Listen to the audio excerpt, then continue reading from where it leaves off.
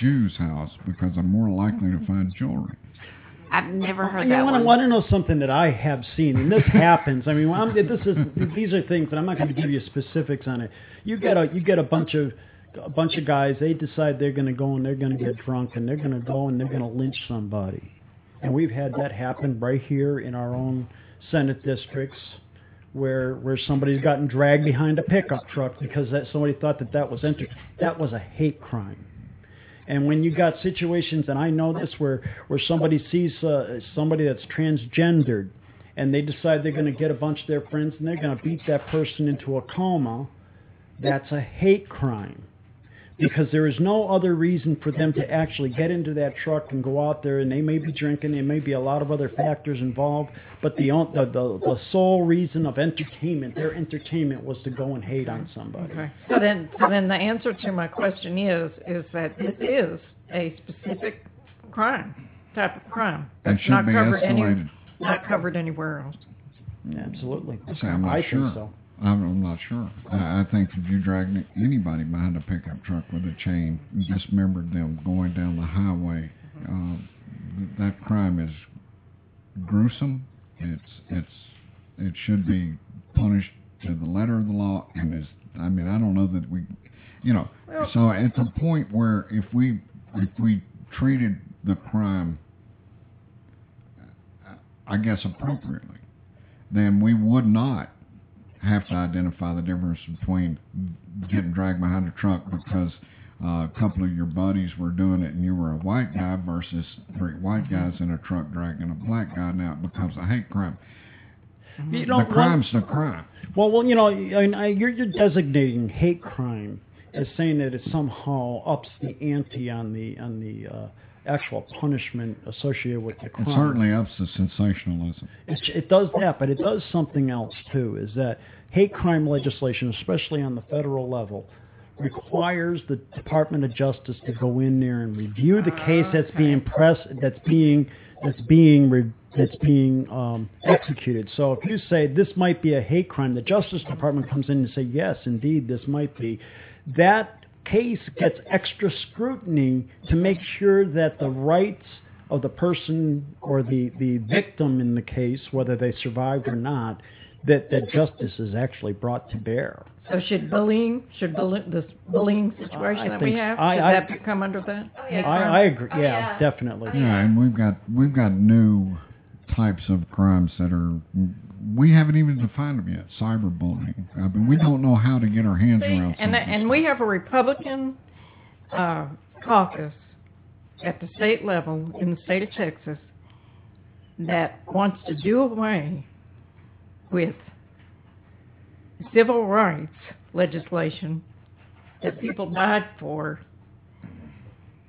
Where is this going? You see what I'm saying? That's how I'm trying to tie in this question of mine about hate crimes, because on the one hand, we're having to escalate, like you used the word, to make sure that there's some justice for people when they're a victim of a hate crime, and then we have people who want to go back and do away with civil rights from scratch. This is the world we're living in today. We're going to come back and touch on that topic somewhere down the road. I'm going to jump into announcements. We got some announcements real quick. Mary Ann? Okay. August 25th at the OCAW Hall. Is it the OCAW? AFL-CIO? Anyway, Jefferson Drive in Port Arthur. They're going to have a training for Democrat volunteers and activists from 10 to 2. It's totally free. The Sabina Area Labor Council will be providing lunch. We hope to have lots of guest speakers. There will be training on how to get organized in your groups, and there will be training on the van and how can they find out information about this? You can go online to the to Facebook, to the Southeast Texas Democrats. We've got the information on that Facebook page. Also, you can send me an email, mary.ham@yahoo.com, and I'll send you a registration form.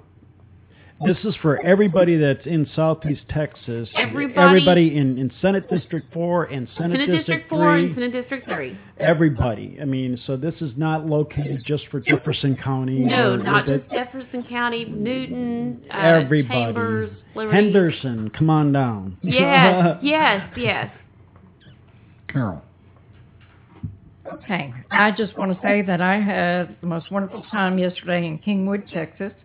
I went to their 4th of July celebration. It was put on by the Kingwood area Democrats, who are part of the Harris County Democrats, and Michelle Michon and her husband Frank took care of me yesterday. I rode on their float. They had the most amazing float. It was 3 times bigger than the Tea Party float. We got great responses from all the people all the way along the way, and I have pictures of that on the On Point Facebook page. And I want to mention Facebook pages, On Point in Southeast Texas, the Southeast Texas Democrat Club. We have a website, OnpointRadioSETX.com, and you can follow us on Twitter at OnpointRadioSETX. And we broadcast this show on Kwood, 1490 AM, 102.3 FM in Woodville, Texas. You can go to the website OnpointRadioSETX.com, and you can find the button to listen to that. Listen to us there. We broadcast on Saturday mornings at 8 o'clock. And I'd probably mention something about the website that, Friday, they ran the thing on Carla Rogers, and Tuesday, KBMT was acting like it was breaking news, so we're actually ahead of them. Yeah, I saw that. It was interesting that we had a local Republican attorney. You know, she ran for county court at law at one time, and actually had anger issues back then. That's the seat that Mike Abbott is. That's the seat that Mike Abbott is running He's for. our Democrat here in Orange. She was provoked. I mean, her son was tased twice. They hit him with the taser darts, and they pulled the darts. He got up and put an officer in a headlock, and so they upped the juice and they tased him again. And that those officers are trained. They should have been able to learn to breathe through their eyes, and so the headlock shouldn't have affected them that much. There's absolutely no reason for him to tase him twice and get him in handcuffs. And so Carla got out of the car, and she apparently decked. I mean, she come across with a good roundhouse punch on a Vider PD officer. And I think in anybody's book, that's assault of a My question police is, officer. if she had actually won that judgeship, what kind of ruling she would have given if somebody was in her court for having hit a police officer? It's a good question. Somebody needs to answer that. There you go. Hey, look, got any more announcements? Real quick, because we're going to run out of time. We've got a topic, and I wanted to talk about this, but I'm not going to talk about it. We'll talk about it next week, because I'm not going to gloss over this. Mm-hmm. This is important. It's not going away.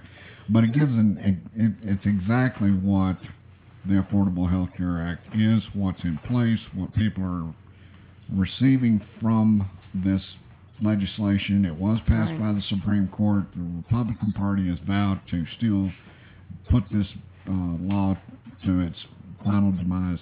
And I think people should know before going into this election, if you're voting for a Republican who is saying they're going to stop this Affordable Health Care Act, then what it's going to stop and how it's going to impact probably them. The link to this information you're referring to is on the website OnpointRadioSETX.com. Okay. As I said, this week I did spend quite a bit, and I will be in the next couple of weeks. I'm going to be spending a lot of time up in the central part of Southeast Texas, working with my son and my daughter-in-law. They bought a little place up there, and I'm helping them, coaching them through fixing this place up. It's a full remodel. Meeting some good folks up there. We're having some good discussions. Every discussion I've had always turns to the biblical discussion. It doesn't, without exception, everybody seems to be driven from the biblical discussion. I don't have a problem with that. In fact, I like a good biblical discussion. But I do have a problem with crossing the biblical discussion over with the policy of the government discussion. Because if we're going to follow the Constitution and talk about freedom of religion, then we have to certainly accept the fact that even in the beginning of this country, the folks that came over were not all of the same religion. Right. And I have seen recently where somebody asked the question or made the comment that separation of church and state wasn't working very well in this country. Well, if it's not, that's our fault. And, well, separation of church and state is not working very well because it's not separated.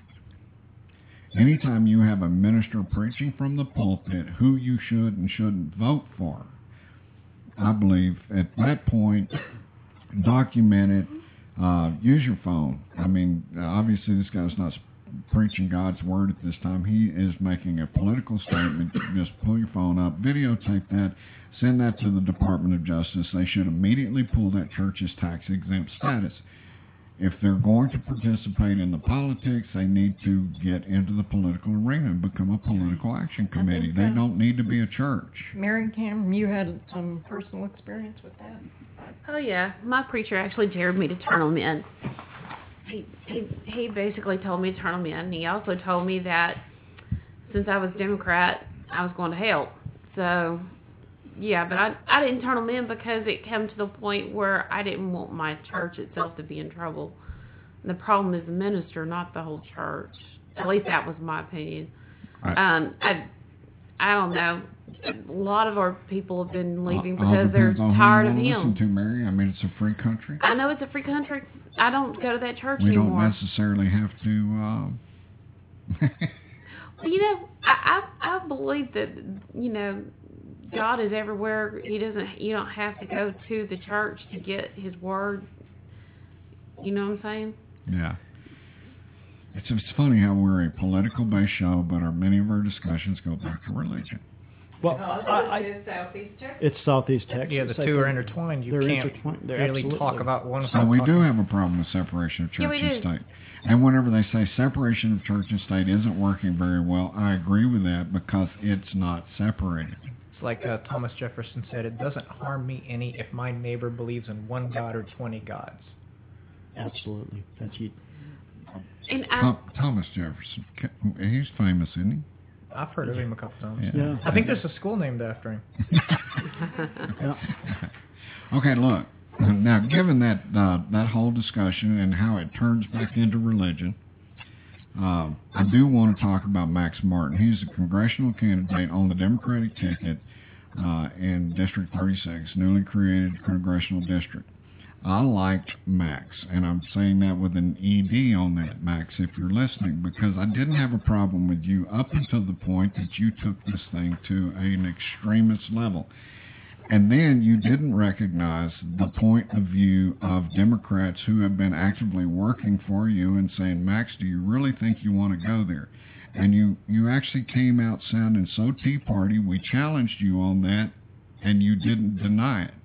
There's absolutely no way that we can support you, Max. I don't care that you ran as a Democrat.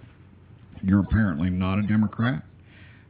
You tried to fool us, and the reality is that you can only fool people so long, and then your true colors come through. Yours happened to come through after the state convention, and you thought that we were so invested in your campaign that we would actually never make a public statement like this.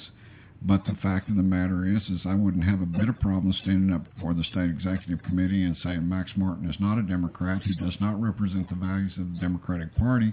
And if you run as a Democrat, you're running as a Democrat in name only. And if you get a vote, you'll probably get it from your new Tea Party friends that you seem to be pandering to. Although I would suggest that they're not going to vote for anybody that's running as a Democrat. So you're likely not to get any votes, Max. You should have run as what you are and not tried to be something else. And that's my position on Max Martin, congressional candidate in District 36.